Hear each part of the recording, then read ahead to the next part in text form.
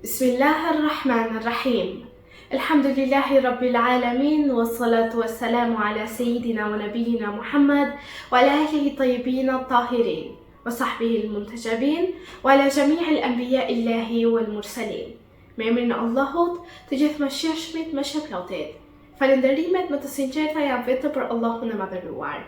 Paqja dhe mëshira e Allahut qofshin mbi profetin Muhammad, mbi familjen e tij të pastër, mbi shokët e tij të zgjedhur dhe mbi të gjithë të dërguarit dhe profetët e Allahut xhaleshanhu. Të nderuar dëgjues dhe shikues, ju përshëndes me përshëndetjen e bukur islame. Assalamu alaikum wa rahmatullahi wa barakatuhu.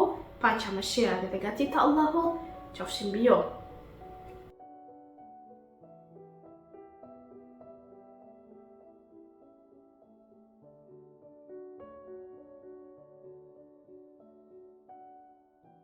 Muaji i begat i Ramazanit është një periudhë e shenjtë që Allahu i madhëruar e ka zgjedhur si kohë të mëshirës, faljes dhe afrimit me ta.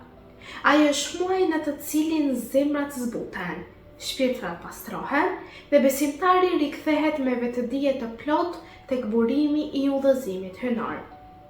Muaji i Ramazanit nuk është vetëm ndalim nga ushqimi dhe pija, por është udhëtim i thellë shpirtëror drejt devotshmërisë dhe vetë përmirësimit.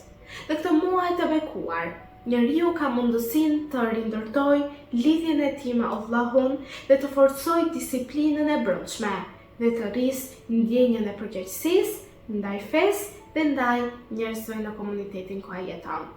Ai është një shkollë durimi dhe shkollë e sakrificës e sinqeritetit, ku çdo vepër e mirë që bëhet në këtë muaj kaq të begat, shumë fishohet dhe çdo hap që ne hedhim drejt mirësisë bëhet shkak për falje dhe ngritje shpirtërore për ne.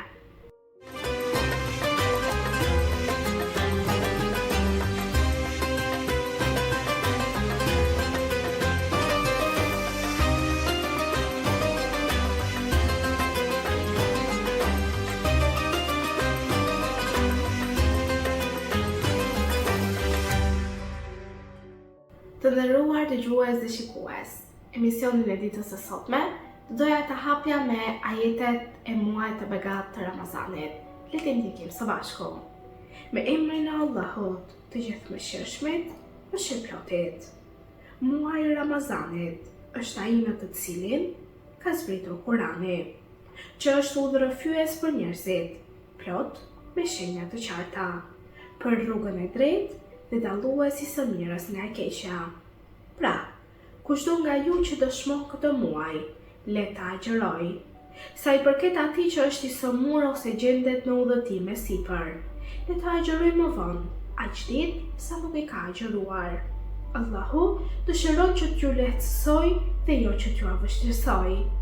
Ai dëshiron që të plotësoni numrin e ditëve të agjërimit dhe që ta madhëroni Allahun në fund të agjërimit tuaj, për shkak se ju ka drejtuar në rrugë të drejtë e që ta falenderoni atë.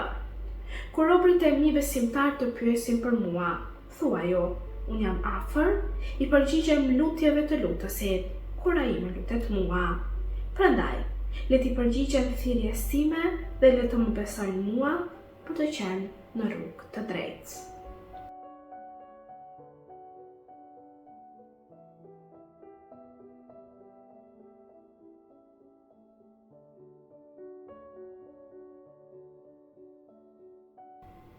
Të nderuar dëgjues dhe shikues, para se të kalojmë në shtjellimin e temës për ditën e sotme, si fillim doja t'ju uroja të gjithë besimtarëve kudo që të jenë, agjërim të lehtë të pranuar dhe qoftë ky muaj një muaj begat, plot me mirësi, me pranime të adhurimeve, të lutjeve, të pendimit dhe qofshin për atyre të cilat themi dëgjuam dhe u bindëm ndaj fjalës së Allahut xhaleshanhu gjithmonë. Allahu i madhëruar thot në Kur'anin e shenjtë, Bismillahirrahmanirrahim.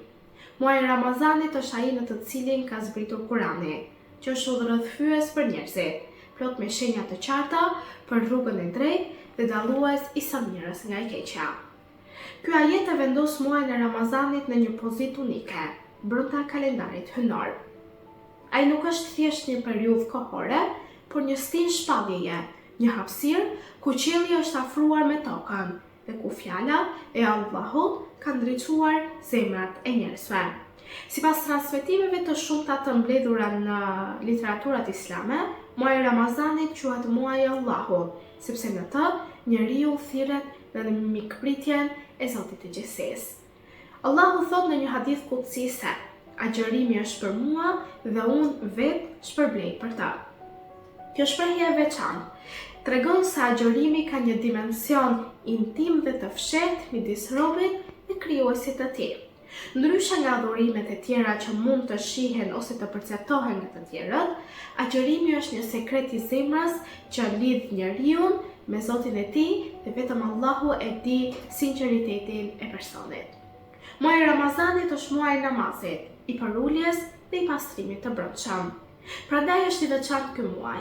Prandaj ne do flasim për veçantitë e këtij muaji për ditën e sotme, sepse ai është muaji i paruljes, i pastrimit të zemrës, të shpirtit, të gjithë qenies tonë, sepse ne afrohemi më shumë Allahun dhe duam të pastrohemi nga çdo mëkat që ne kemi bërë para këtij muaji.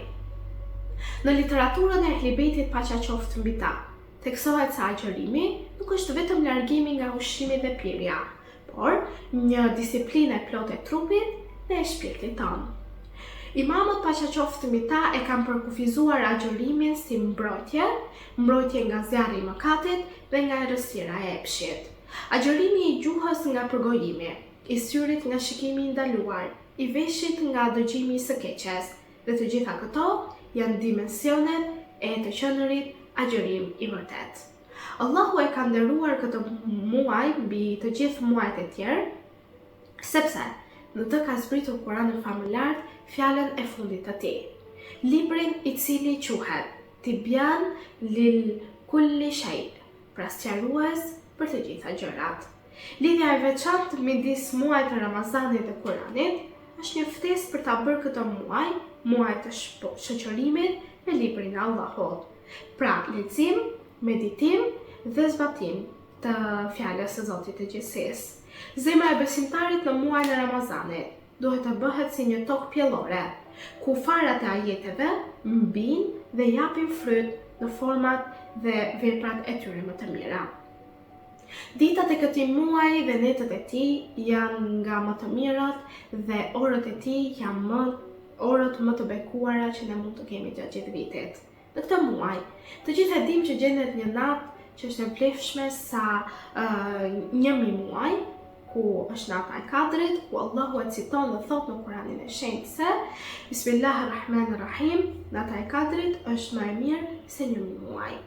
Kjo natë është momenti i caktimit të çështjeve të vitit dhe i zbritjes së engjëjve me urdhrin hynor në sipërfaqen toksore. Kjo natë është një mundësi unike për falje dhe për ndryshim të fatit, nëse ai drejtohet Allahut pra njeriu me pendim të sinqert dhe me lutje e një të pastër. Ky muaj i begat është periudha më e mirë në të cilin muslimani përjeton thelbin e Islamit.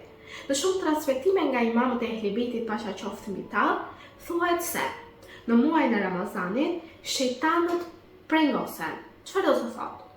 Që do të thotë se pengesat shpirtërore që neve mund t'i kishim gjatë muajve të tjerë të vitit, tashmë do psohen dhe rruga drejt mirësisë bëhet më e hapur. Por kjo nuk do thotë që sprovat ikin për gjithë këtë muaj, absolutisht jo.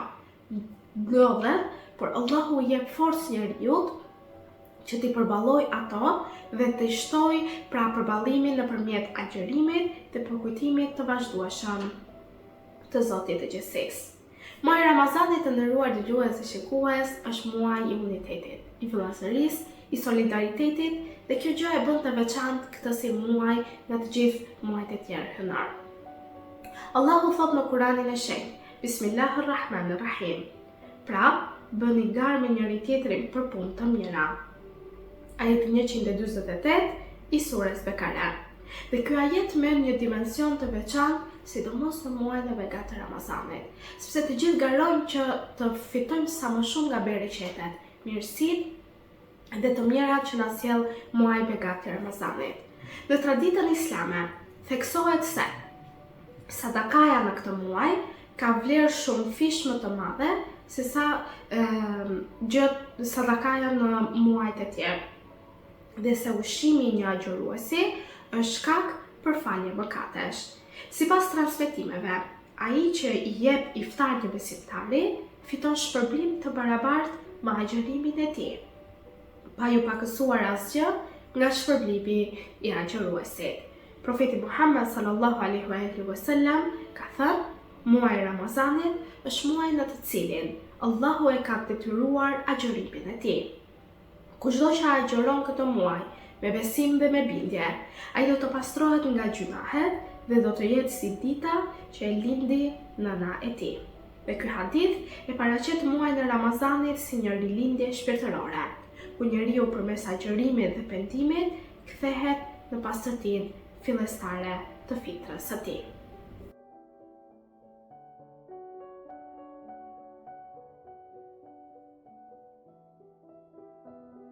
Të dashur vëllezër dhe motra, është transmetuar nga Imam Bakiri paqja qoftë mbi të, se ka thënë: kush i fal 5 kohët e namazit, agjeron muajin e Ramazanit, kryen haxhin në shtëpinë e Allahut për në Kabe, kryen rritet e tij dhe ecën me udhëzimin ton, Allahu do t'ia pranojë atij veprat ashtu siç u pranon melekëve. Ky transmetim thekson qartazi se pranimi i veprave lidhet me dashurinë dhe ndjekjen e udhëzimit të Ehlibetit paqja qoftë mbi ta, sepse ata janë komentuesit e vërtetë të Kuranit dhe shembulli praktik i tij. Muaji i Ramazanit është muaji i durimit. Në traditën islame, durimi përkufizohet si qëndrueshmëri në bindje, largim nga mëkati dhe përballim i sprovave me besim. Agjërimi është një ushtrim i drejtpërsëdrejtë i sabrit prej durimit, sepse njeriu përmbahet nga e lejuara për hir të Allahut dhe si rrjedhoj, ai bëhet më i fortë për të përballuar nga e ndaluara. Muaji i Ramazanit është muaji i faljes dhe i shpëtimit nga zjarri.